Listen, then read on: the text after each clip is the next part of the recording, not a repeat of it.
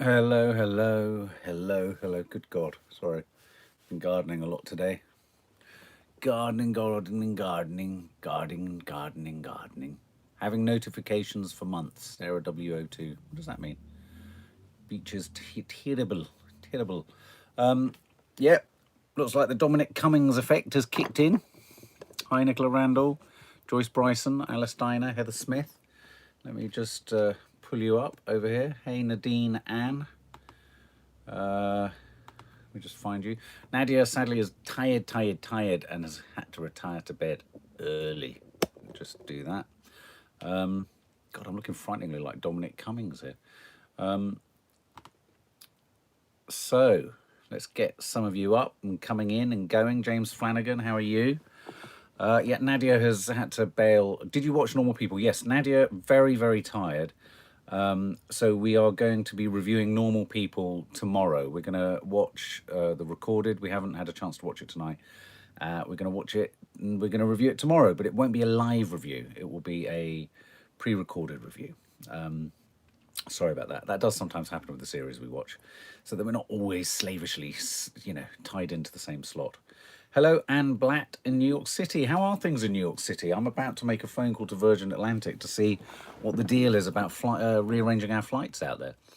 Hello to Emily, Jemima Rose's best friend, for her assessment tomorrow. Joyce Bryson, hello, cannot believe what you heard. We'll talk about Dominic in a bit. Yeah, evening, Mark, Jemima, yep, done that. I hope you're well, Jemima. Jane Losh, hello, I got really bad toothache. Is there any dentists open? That's a good question, actually. I mean, dentists are a tricky place to go. It's like makeup artists and hairdressers, isn't it? A very tricky place to keep safe. Lisa Johnson, evening, Mark. First live I've caught in ages. Welcome, Denise Lamb. Evening, hello, my darling. Normal People. Normal People will be coming tomorrow. We will be doing our review of Normal People tomorrow. We just had some family time and I was gardening, and we're going to watch it first thing in the morning. Nadia wanted to give it her full undivided attention, and better that we watched it together than on my own. Yeah, I'm hoping to hear from Josh. I hope Josh is okay after our morning live this morning. Me and Nadia were sending our thoughts. Oh, Jesus, don't talk about Virgin. I'm having nightmares trying to get my refund for NYC. Yeah, you see, I didn't try and I was trying the refund route, and then they gave me the choice to keep it open. So I kept it open. Oh, here we go. Josh Dobbs. Let's have a look. Hi, guys. I spoke to an online person about coming out. It's helped me massively. And Nadia, Mike, you're amazing. And everyone on the channel, I love you all and feel so much better. Josh, we're so pleased. I can't wait to tell Nads. I'm really, really chuffed. That's great news. Stay strong and keep it a minute at a time, and don't worry if you have any wobbles. It's very normal. Cora Campbell, hello from Tenerife. We might be having tourists back from July. We're in phase 2. That's great. That's great news. Hey, Kay Harper. NYC still closed at the moment, Anne Blatt. Yeah. I had to cancel a few United flights and they only offered credits. Yeah, I think that's... I mean, here's the thing. It is outrageous that we're not getting refunds, but I suppose what one has to remember is that a little bit like with our... sorry, I'm trying to find a drink with something in it. It's not a little like something, with a hotel that we were going to stay in Cornwall. If they ask you to keep a credit note, if they say to you, we won't refund you, keep a credit note, it's a different way of keeping these businesses going, if you know what I mean.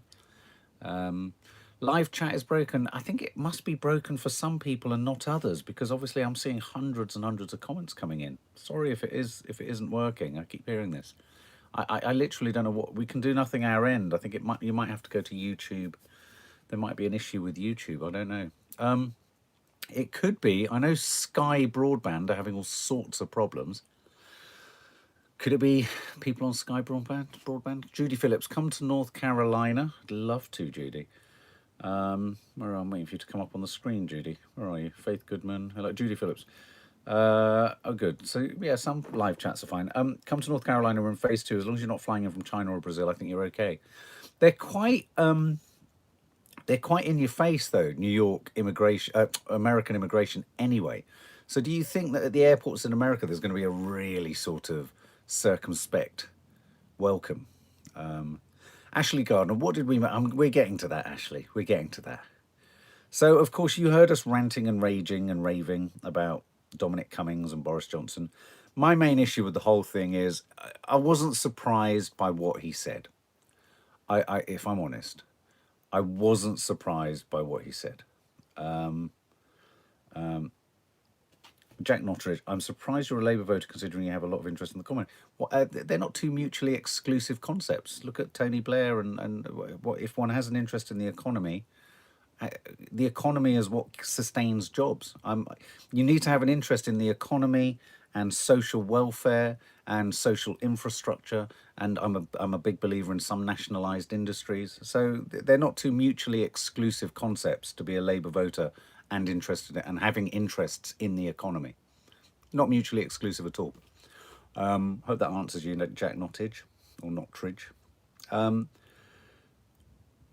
Yeah, you might want to refresh your page. Some people who are struggling. Yeah, and try to avoid spamming. If I see you, we will try and see your comments. So Dominic Cummings. So what were we talking about earlier today? I was most put out by the fact, I wasn't surprised that he was going to say that he, obviously, the rules were open to interpretation. So there was no surprise there. I think he should have shown some degree of humility. I really think he should have shown some humility. He should have admitted that what they call the optics on the situation weren't great. It didn't look great. He could understand. Oh, here we go. Michelle, our dear Michelle, is giving us a reason for the delays on the live chat. It's because it currently defaults to top chat over live chat. The filter to switch back is in top right on mobiles. There you go. I think you should show some degree of humility or not self-righteousness. I agree. So I was most disappointed that he didn't show any sort of, again, a bit like Boris, he didn't show any humanity. He didn't show any compassion for the fact that lots of people have made huge sacrifices and he wasn't. So there was that. In terms of the details, the finer details of what he said, I can't see who's spamming. So there's a lot of people saying, can people stop spamming? Who's spamming? What's stop spamming Mark said? I don't understand. Sorry, McDonald's farmer. Don't understand.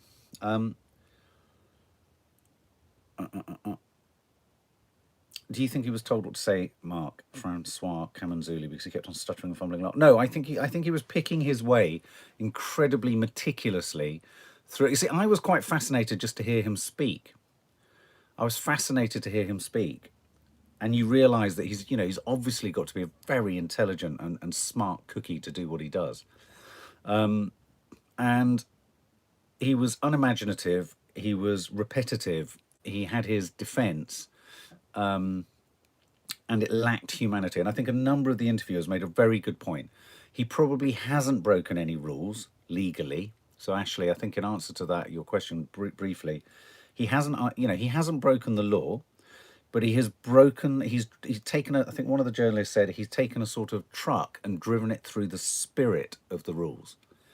And so he hasn't embraced the spirit of what him and Boris have asked the country to do.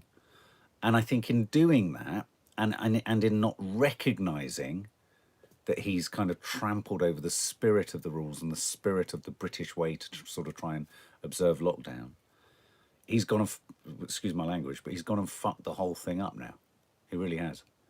Because I think it's very hard to say to anyone, don't invite, it's going to be very hard for people not to feel quite righteous in inviting their loved ones over to their garden or even to the house or whatever, now that he's done that.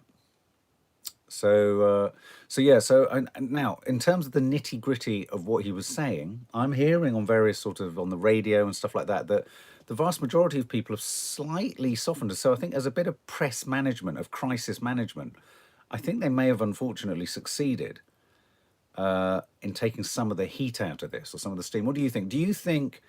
I'm going to ask a quick question. Yes or no question. I like these with you guys. Did you feel less angry with Dominic Cummings after his briefing? Did you feel less angry with Dominic Cummings after his chat? Did you feel less angry with him?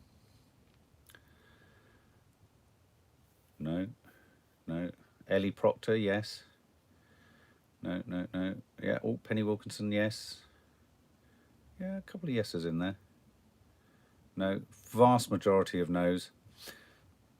He doesn't actually come from Eton. I think he went to Durham School, did he? But I know what you mean. He's part of that. He's part of the old boys network. Here's an intro. Okay, so the vast majority is no, but there's a couple of yeses in there. Years ago, we tried to pitch this idea for a documentary presented by at the time, Eddie Izzard. And it was called The Old Boys Network. No, what was it called? It had a better title than that. But it was about the Old Boys Network. It was about how all the major institutions in the country are tied up with people from basically the same schools. And what was funny about it was turned down by commissioning editors at the BBC who'd gone to the same schools. There you go. That's proving my point. No, he did. So no, the vast majority. I'm good, Josh. Hope you're well, Josh Pittard. Okay, so the vast majority of you don't. See, part of his story that I didn't understand was the trip to Barnum. Is it Barnum Castle? That doesn't stack up for me because he apparently his wife said, "Let's take a test drive to see if your sight's good and you're well." But why didn't they, as someone quite tellingly asked the question, why didn't they test the drive towards London so that if he was all right, they just carried on? That's the part of it that doesn't make any sense. So yeah, I mean, you know, so I think also something else that seems to have riled a lot of people quite understandably is Boris Johnson then saying in the briefing, Nadia was pointing this out to me, that apparently issues with eyesight is now a symptom, essentially because his best mate Dominic said that's one of the issues that he had. Oh, it was his wife's birthday on the day they went to the castle. No, I didn't know that. Yeah, okay. Where's Nadia Mark? Just joined. Millie Moo May, she's gone to bed. She's tired. She's had a tiring day. She's done some lovely cooking and she's tired. I've been gardening. Josh Pittard, he was stuttering like mad. Dominic has 3 businesses. Does he? What are his businesses? I'd like to know. Sharona, I can see why he did it, but did he break the rules? Yes. Should he quit? No. Let him go through the mill a bit. I think he should pay a fine. I don't think he did break the rules. And I think, again, it goes back to, I think where the public and the British population will not forgive the government on this is where they have not acknowledged that in spirit they've spat in the face of so many people making huge sacrifices. You know, there was no contrition, there was no remorse, you know, and it does entirely feel like who's not been tested? Danielle Ellis, Dominic Cummings. Yes, Xander, you're absolutely right. If he'd apologised, or he didn't, no, the normal people review, for anyone who wants to, because we're loving doing them and we love your feedback and lots of you guys really like them. We're doing normal people tomorrow. It'll be what they call a pre-record. We'll record it and plop it up, but we'd like to hear all your thoughts back. Alistair Campbell's written to the Met to see if he asked for security. Oh, that's interesting. I must admit, I found it really odd when I saw Dominic Cummings walking down his personal street. And he was getting the harassment from his neighbours. I was quite surprised not to see any sort of security personnel with him, weren't you? It seems strange. And it's funny, it's like I think I said this morning, if he'd been more human about it, and I do think this is a really important detail. I mean, you know, it's like sometimes when I go into television stations and we're talking about ideas, we talk about the idea and you talk about an element of warmth. What I love about Nadia as a presenter, she's a very warm presenter. But the idea of warmth is often something that isn't seen as an important ingredient. It's just something, oh yeah, all right, whatever. But if you haven't got warmth, you haven't got relatability, have you? And I think the one thing that this government needed to do with this was show some warmth and humanity and a capacity to empathise and understand what people have gone through. Ordinary British people. And you know, as someone just said there, Nazra Hassan, that you know, you read the articles around the world. I dread to think what the optics, I love that word, the optics on the UK are from other parts of the world. I mean, everywhere else must just think we're an absolute a cesspit of disease because we have some of the worst figures in the world, but also just a bunch of absolute morons. And then my heart goes out to the British public because if you think about it, we only just came out of Brexit, and that basically brought us all spiritually to our knees, didn't it? It just brought us absolutely to our knees. And so COVID was the last thing we needed to contend with, really. And we could have contended with it in a far more managed way. I do think it's slightly embarrassing. It must be someone somewhere in government must be saying it's really bad form that we're coming out of the crisis at a point where we should all potentially be quite excited about the numbers coming down, and all that. Although that doesn't for a minute mean that the problem's gone away. I think, like most people, we're all worried now about a return of the disease. But hey, could they? If you've seen our Sunday show, could there be an argument that it's burnt out or it's burning out the disease? But at a point where we could be cautiously optimistic, we're distracted with this stuff. Getting so distracted with this stuff. Sorry if I'm giving you Where's Wally vibes. Who's that? Who said that? Victoria Hearts. As much as I love you, I'm getting Where's Wally vibes from you and that top and glasses. What can I do? If I don't wear these, I literally can't see nothing. It's terrible. So yeah. So Anne Conway. Let's move on. What to? What else is there to talk about, Anne Conway? Come on, let's face it. Everyone's talking about this. Let's face it. What should we talk about? Should we talk about the price of tomatoes? I think the good news is that shops are opening. How do we feel about shops? Are you pleased that shops are opening on June 15th, is it? Yeah, June 15th. Yes or no? Are you pleased about shops opening? Is that a good thing?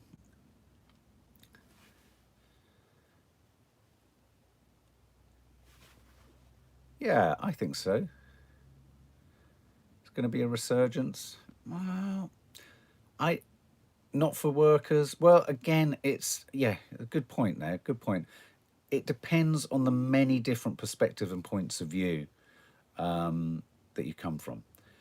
I think all the talk, and I'm going to quote Nadia's dear friend Lee on this. There is no way on earth that a second peak can in any way be as big as the first. If there is going to be a second peak that's as bad as the first, I hate to say it, guys, but I think it will be in winter time, September, October, when we are all our defences are essentially being ravaged by flu-like symptoms anyway. So it can't hit us in the same way, because even if just 50% of everyone we're seeing heaving around town and doing the, you know, now the DOMINIC Cummings effect, as they're calling it, has kicked in, you know, even if 50% of people aren't observing social distancing, you know, it's going to be better than it was when the first peak came. And we can look at all the countries that have had it to see that, yes, they have little outbreaks, but they don't in any way compare with the initial peak. So I don't think it's going to be any way as bad. That doesn't mean I don't think that we might get what I call circumstances where certain sectors are perhaps opened and then closed down quite quickly for short periods of time. I'm thinking quite keenly there are things like pubs. I don't know what the future is for nightclubs. Hi, Chloe Williams. I don't know what the future for nightclubs will ever be. And although I'm not personally interested in nightclubs, my nightclubbing days are well past. But for young performers, so like Maddie, you know, she's a singer, so they sing in venues that are often double up as nightclubs. So I'm worried about that. Cinemas, I think, have the capacity to be able to open with selling a third of the seats, whereas theatres can't. Theatres just can't cover their costs with unless their theatres are absolutely full to the gills. That's why the tickets are stupidly expensive. I mean, I suppose you could argue that one of the hopeful sides of it is all's going to be is that theatres maybe going to have to be things like theatre and dance and, you know, the performing arts. I mean, you can sit there and say, what a load of old wanky nonsense. But if you don't have actors and you don't have singers, you don't have all the music you're listening to and you don't have all the shows that you're watching. You know, it's very simple. We'd all complain if no one was making cars. I think we'd all likely complain if people weren't acting in dramas. Do you know what I mean? So I do sometimes find this marginalising of the arts as really annoying when you get this, oh, what about football? What about football? Now, you know, football, great. I love a bit of football. Tottenham fan. But Do you know what I mean? I do worry about the arts, and like our family, we're invested in the visual. You know, in my industry, in the television broadcast industry, they reckon something like 90% of people don't. You know, we earn from the jobs that we secure. So if we get a commercial job, or if I get a charity job, or if I make something for someone, you know, we get paid on the job. You're not employed by anyone. So do you know what I mean? So no, the art shouldn't. Sorry, Sharona, I don't know how to help. Please help. I don't know if Costa's going to be open. Costa won't open on June 15th, right? I don't know, Sharona. Based on what he was saying, I think all non-essential shops are opening on the 15th of June, so long as their premises are COVID-19 accredited. Stu, you're right. Why is it always football and not rugby? Open air theatre would be great. Outdoor cinema. I mean, maybe this is an opportunity, but you know, I suppose the problem there is where do you find the space to do that? People have to remember there's no treatment for the virus. Yeah, no, you're right. You're right. But at the same time, we can't help but notice that the numbers are coming down. So I do think there is a real trade-off now. I don't know if anyone remembered very early, if you've been following a lot of our lives, a long time ago in this whole sort of lockdown drama, I was saying something along the lines of the government has to make as difficult a decision as a surgeon does. You know, when surgeons were being offered the choice of do I save a younger person or an older person who's got more life in them, who's got, you know, those terrible crunching, you know, the similar choice had to be made by the government on the economy versus the potential danger of a virus without a vaccine. And I think we're at that point. I think we're at that point where the government recognises that we have to put the foot down on the gas with the economy, going back to someone who seemed to feel that being a Labour supporter was not kind of compatible with having an interest in the economy. Without a healthy economy, you can't have a healthy workforce. Clay Williams, you're really struggling today, darling. Oh, sending you a big hug, sweetie. Can you phone a friend? Yeah, you need a hug off people who actually love me. Well, look, I was saying this to Nadia actually today. I was saying, do you think there'll come a point where, you know how they're announcing, okay, this will open, that will open, garden parties, whatever that means. Oh, look, freelance violinist. I'm interested to know what musicians are doing. Ava Greenall, I'm a freelance violinist until the hospitality industry reopens in July. My income is zilch. I've had no live work since March. Yeah. I don't know how you're doing it, guys. I mean, you know, actors on the stage in the West End, you know, famous actors, they went from earning to not earning. They're not, you know, it's not like you've got a contract that pays. You don't get sick pay if you don't turn up to the theatre. Sorry, what was I saying? I completely lost my thread. Yeah. Oh, yeah. No, I was saying group hubs. Thank Mark Daniel. If they're announcing things like, you know, shops are opening on this, non-essential shops, do you think there'll be a moment where they actually say you can hug people? You can hug people who've not tested, you know, because of course if this track and tracing thing, contact tracing thing happens, isn't this, am I right in thinking, yes or no, guys? Am I right in thinking that if this app works correctly, I could through work or through travel or through, well, yeah, or some kind of, well, where else are we? Work, travel, or socializing. If I've come close to someone who's tested positive, don't I have to then go immediately into lockdown or quarantine? Is that right? Yes or no? I think that's right. And if that's the case, that's what also makes if that is the case, that's also what makes what Dominic Cummings has done utterly reprehensible, because yeah, absolutely, because he didn't do that.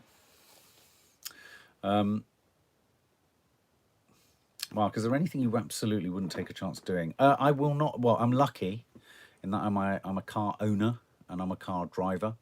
Though London is going to become prohibitively expensive to drive into now. I mean, I have my clever little parking bays and stuff like that for meetings and everything, but it's going to cost 50. You know, the congestion charge is going up. So here's the thing. I mean, what I was seriously thinking of doing was I don't think I will get the tube for a long while, and I'd really like my daughters, none of my girls, to get the bus for a long while.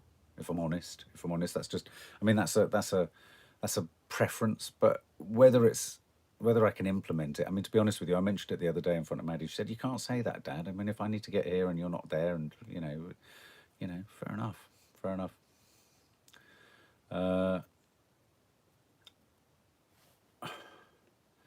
Antonia Schwartz, my friend is a self-employed makeup artist. Yeah, we were talking to Lisa today on the, we had a FaceTime with Lisa, and yeah, she's a makeup artist and her husband's a set designer. They're now in such financial hardship. I'm really worried for them. I mean, this is it. You know, and I suppose I know the industry that we're in, so I get that. That doesn't surprise me. And so the mental health cost for a vast number of people in the creative arts is a real concern. And of course, the other thing you have to remember, guys, Hollywood is just kind of pulling itself out of this quagmire. There's going to be an enormous delay between once things are up and running and happening again. There's going to be a huge pregnant pause before that stuff, like in a sausage factory, starts to come out the other end onto our screens.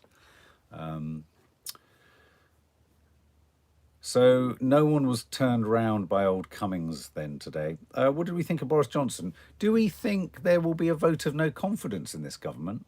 Yes or no? Do we think there'll be a vote of no confidence?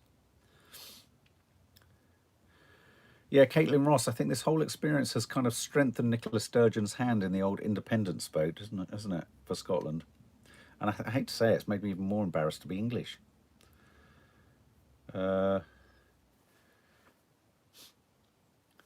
Chloe, I can hear you, darling. Can you call your boyfriend and reach out to him after this? I can see you're in a bad way, sweetie. Give your boyfriend a call. Really reach out to him. Reach out to friends and family too, and obviously everyone here. Big shout out to Chloe Williams. Sorry, darling. I know but look, all I can say is I do genuinely feel there's light at the end of the tunnel. We are definitely on the downward slope. It's like Maddie and Kiki with her friends and Izzy with her boyfriend. Yeah, we're all feeling this sense of, God, we're almost there, we're almost there, we're almost there. Keep maintaining social distancing, you know, keep making sure that we observe the rules, Dominic Cummings. And, you know, hopefully we'll be able to get out even more and see people. You know, I'm looking forward to the idea that presumably the garden party thing, if that kicks in on June the 1st, does that mean Nanny Di can come to our garden? Yes or no, guys? I hope so. I'm obviously going to try and hook up with her again this week. Does that mean Nanny Di would be able to come with the gardening thing? With the garden parties that are allowed? Or is it garden parties for poshies with polo and stuff like that? Yeah, big hugs to Chloe. It is a yes, isn't it? And she'll be able to, we could actually film her at 2 meters from us for the vlog. Wouldn't that be lovely? Wouldn't that be lovely? Sadly, there is no news about Maddie's friend, no. We are still in a terrible, we still have that terrible cloud over her friends and her family, her friend's family. I'm sorry, Xandra, about Nads touching my chest earlier today. That was outrageous of her. She's never usually that bold. Chloe Kennedy, you can, of course, get a shout-out. Leslie Gammon, this is bigger than Dominic Cummings now. It's the lack of confidence in our Prime Minister that's arisen by him not taking any action and disregarding the feelings of the people. You know, and it's just a very, well, it's not actually that small. For this government, it's very big because they don't show any of it. Wouldn't you have thought if Boris Johnson had also been as ill as he was, that it wouldn't be hard to touch upon humanity? I do begin to worry that none of them have any empathy and that they are all just sociopaths. You know, why not just emote and just go, you know what? I mean, how many would you have? Okay, here's one. Yes or no? Would you have forgiven, if not Dominic Cummings, would you have forgiven the whole crisis, Boris Johnson, if he'd said, look, guys, fair cop, look, I fucked up big time, made a big boo-boo. It wasn't even against the rules, but I recognise it looks like I was really just taking advantage. Would you have lessened in your fury? Would you have felt a little bit more sort of like, well, at least they've heard us, at least they get it? No. Claire Smurley. Margaret Biggins, no. Yeah, I think I would. I mean, you know, when I saw him going into his house, no one wants to see anyone being harangued and harassed. I used the example earlier today of Jacob Rees-Mogg when his kids were harangued. Yeah, quite a few people, yeah, were harangued because he was a Brexiteer. Now, I'm not a Brexiteer, but you don't do that to someone's kids. He's entitled to his opinion. Yeah, I think it's sort of pretty much most people, yeah. So that's all it took. How could they have misread it so badly? Just show a bit of humanity, just show a bit of understanding, and empathy. And okay, you won't remove it won't right the wrong, but it will take some of the heat out of it so that you could get on with doing what the next stage of it, which it feels like we're very close to being able to wave the bunting and go kiss goodbye to coronavirus at some point. Yeah, just admit you made a mistake. Isn't that what all parents would tell their kids to do? And if the government is a sort of national parent, shouldn't they lead by example? They believe apologising is a sign of weakness. It's only me. You're absolutely right. And it's just such a bad example to set. It's such a bad example to set. I don't know why more leaders don't do it. And believe me, it's not just the fault of the right wing or Conservative leaders. I mean, Labour Party are just like that. They will never admit when they're wrong. It was my biggest beef with Tony Blair. If he just eventually said, you know what, after the event, there weren't weapons of mass destruction. Maybe we were a bit of an idiot to kind of go over there. You know, just admit it. Just own it. You're Tracy Gilly, you're absolutely right. They're so detached from the real world. It makes me want to get into politics. It really does. It makes me, but then you have to nail your colours to some bloody party, don't you? And it just becomes, yeah, then you get tied into party politics, which, you know, I studied politics at school, and, you know, party politics is it's just a bottomless pit of wasted energy. It really is. It's a bottomless pit. You need bold, brave, relatable honesty. They should have rolled up their sleeves and brought in some of the members of the opposition. I'm sure the Labour Party wouldn't have wanted to do that because in many ways the opposition want to be able to point the finger at the government. But you know what I mean?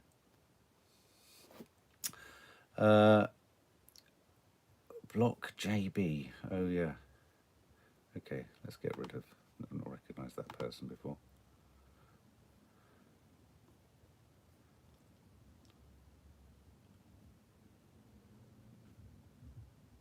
Oh, yeah, I think I know what's going on there. So, Elizabeth Gordon is all corrupt. Melissa Murnane, they are like an authoritarian parent. I'm right, you're wrong, incapable. So do as I say, not as I do. Absolutely. Typical upper class twits, Jeannie Kiley. Do you think it will die down?